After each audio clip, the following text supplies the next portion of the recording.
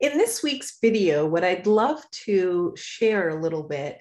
is my experience with vulnerability in leadership development trainings and in diversity, equity, and inclusion work.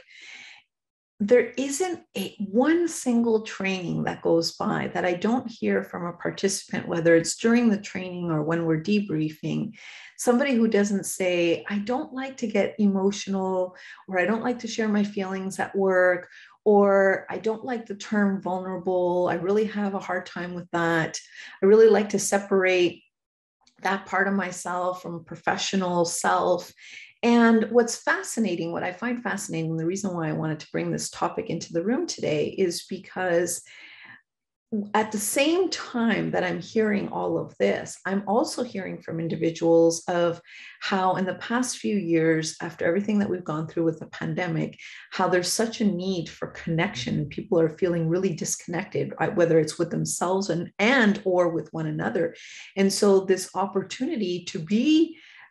emotional, to share how we're feeling, to share our struggles, to share also the gifts and blessings that we've experienced, the whole experience of the human experience. And it's interesting to see that we're not always creating the space for that in our workplaces and giving individuals an opportunity to go there. So my invitation to all of you, and particularly if you're leading a team, my invitation to all of you today is to reflect on whether or not we are normalizing vulnerability. So it's not this cringe-worthy word that people are trying to stay away from and not engage in, but how do we really create those spaces to normalize being a human being, which means being emotional, having emotions, having feelings about things, and being able to bring into the workplace the entire human experience,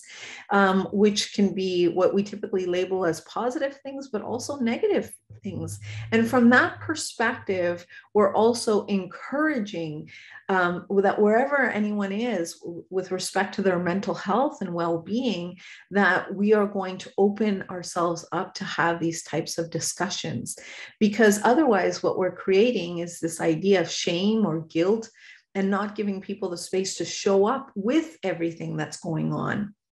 with them. So the next time that you're